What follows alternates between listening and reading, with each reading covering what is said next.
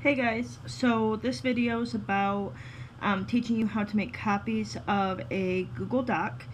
Oftentimes your teachers will share with you virtually a Google Doc that you will have to make a copy of in order to mark up the document and then submit it.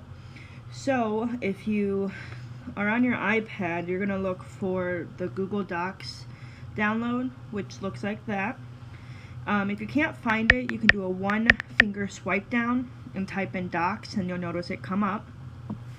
Then when you open the doc, I'm just going to click on something and show you how to make a copy of it. But again, you will be doing this with whatever your teacher shares with you.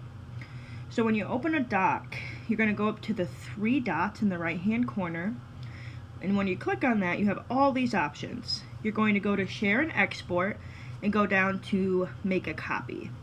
This will then allow you to have the copy. Notice in the title it says copy of language arts blah blah blah blah. So that is how you make a copy and you're able to mark up a document.